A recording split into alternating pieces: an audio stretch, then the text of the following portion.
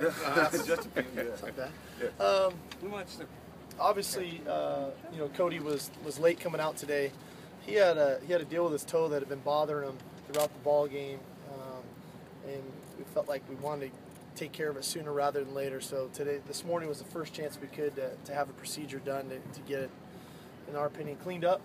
We expect him to be full go tomorrow and be ready to go for the game. So it obviously didn't affect his play on Saturday. I thought he played great. Again, looking at the film, Pac-12 Player of the Week. So that was that. Leonard rolled an ankle. Again, we don't think it's serious, and Damian got more scared than anything else over here. So all in all, you know, things can look real bad, and then you come out not feeling as bad. So that's where we're at. I guess from an injury standpoint, from a practice standpoint, kind of a typical Tuesday. I wouldn't say this was our best practice of the year. Tuesday, implementing a new game plan. There's going to be it's going to be a little bit choppy at times. So that's why you have an entire week of preparation. We'll come back tomorrow, we'll clean some things up, have a better day. But all in all, the guys are in good spirits and ready for the ball game.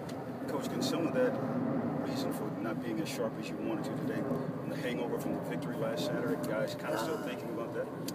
I hope not, Jim. You know, I don't think so. You know, we had, you know, Tuesdays traditionally are that way for us. You know, you play Saturday, Sunday the guys get their rehab and things in. You know, we come in, we bring them in Monday, we recap the game, we clean up the things from the ball game on Monday, and then we start game planning as a staff. And so we get them at 7 a.m. this morning, and at 8:15 we're on the field trying to run some new things that, you know, we had 20 minutes to install this morning. So we expect it not to be perfect. We'll clean it up tonight in our evening meetings here at 5 o'clock, and I would assume tomorrow we'll come out and be a lot more sharp. So Cody had a procedure performed on his toe this morning? Yes. Steve, last year when you were coaching at Washington, you played at Stanford, you made some comments to the effect that they were faking some injuries, and David Shaw responded. Where do you guys stand? Have you spoken to him since then? And if you did, what have you talked about? And if you haven't spoken, why not? I would say first, David and I are both highly competitive people, and we both want to win. We both want our teams to do well. Oddly enough, David and I and our wives were together in Hawaii this spring, so we're in a good place. We're competitive. We both want to win. We both want to win Saturday, and so it's, you know, we're gonna battle and compete this week and all day Saturday to try to win the game, which we should do. That's why we're in the positions we are. And when the game's done, the game's done. And there may be a disagreement or two Saturday as well, but that's part of the business that we're in. That doesn't affect our personal lives when we move out of it. When we move out of that competitive form. Did you talk about that though? In No, Hawaii or certain things. It's like anything in certain relationships you leave alone. You know, it was in the heat of the moment. David and I addressed it over the next couple of days, and we moved on. When you say procedure, does that mean surgery? It means procedure. Procedure. Okay. Being that Tuesday's a big practice day, why didn't you guys do this Sunday or Monday? Labor Day weekend, it's hard to get some things done. So Tuesday was the first shot we had to get it done, and that's when we did it. Your offense, the no-huddle offense, or the style of offense that you run, does that mitigate the crowd influence at all on the road, the way that you call plays or any of that stuff? I think it can have a little bit of an effect. You know, it doesn't. You know, when you're a huddle team and you're on the road in a hostile environment, you give the crowd a chance to kind of rest for 30 seconds and then get loud again. When you're a no-huddle up-tempo team, I think it puts pressure on the crowd as well. But when you go on the road, the crowds know when to really get loud. Generally, it occurs on the 3rd and 4th down situations. Generally, it occurs in the red zone or when you're backed up in your own end. So we'll be prepared for it, you know, if and or when it occurs Saturday. You still in a holding pattern with Trey Bannon and his recovery, and yeah. How did James Toll's performance this Saturday give you a little more confidence, see what he could do in a game situation? That's both really good points. I think you know, I was visiting with Trey today. He's much improved. He's not 100% healthy yet, but he's much improved. I was just visiting with him today about it. James Toll, you know, provided us a nice spark there late in the ball game. I thought he ran hard. He really did in the game what he's shown us to do in practice. And he had a really good, actually, spring ball. He had a really good training camp, and he got opportunities Saturday in the game, and just kind of kept doing what he's been doing, and that's performing at a pretty high level. Max Brown got the kicking game right now.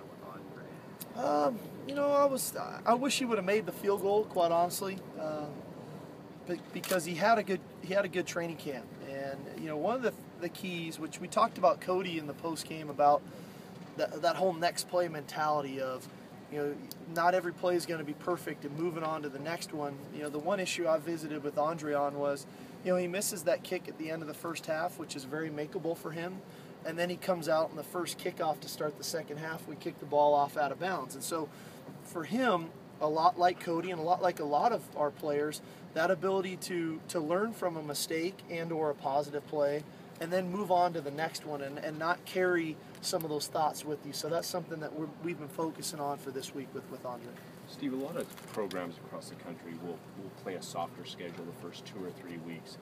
This clearly isn't the case. What are the challenges when you play a high-caliber game like this in the second week of the season? Well, you know, for us, it really doesn't change our preparation. You know, we prepare the same way regardless of who the opponent is. They're really, quite honestly, faceless until we get to the game. You know, it's they provide us the information for the things that we need to work on Tuesday through Friday. But I don't go in there giving rah-rah speeches throughout the week about who we're playing against. It's about our focus, our preparation, our energy that we bring to practice, our execution. That's really critical. How the opponent plays really depends if the game's, you know, difficult or not come Saturday. I will say this: traditionally at USC, those games just haven't ever been played here where you have the soft schedule. We're accustomed to it. We know every week we're going to get every team's best shot, regardless of what alleged caliber the opponent is, and that's not going to change. Max Brown got. Without Cody there today, do you have to do any makeup in terms of practice the next 2 days? No, we're not putting anything in that we haven't repped in training camp or even into last week. So Cody would be very comfortable with the game plan. He's gotten a lot of reps. You know, that's part of the beauty of going up tempo and getting the number of reps that we get in training camp and in a practice, is that the quarterbacks are very comfortable with what we're doing. And I thought that showed today. Max went in and played, and we really didn't skip a beat. I thought he looked really good. Now, there was some things where, you know, there's some plays that we haven't ran in a while where details were off a little bit, but all in all, I thought Max had a really good practice. Coach, based on what you saw out of your freshman against Fresno State, are you pretty confident going into their first Pac-12 game this weekend? Yeah, I feel great. You know, they did kind of what I expected them to do. They weren't perfect, you know, and nobody was, you know, but that's part of growing as a team from week to week. You know, you're going to have, you know, probably more mental errors earlier in the season, and gradually those are going to decrease as you move on. And but all in all, I felt like those guys were in a great frame of mind. You know, they made their plays when they got opportunities to do so. You know, I didn't think the moment was too big for them to play in the Coliseum, and I don't anticipate it'll be that way Saturday. But you know, if it is, we have to do a good job of recognizing it as a coaching staff, and help continue to motivate those guys to get back into the right frame of mind so that they can compete at a high level, because it's really clear we're a better football team when those guys are playing at a high level. We're a more complete team, and we need every able body that we have to perform to the best of their ability when they're called upon, and that's including the freshmen. Coach, do you expect Cody to be in there tomorrow? Yes. Thanks, sir. All right, guys.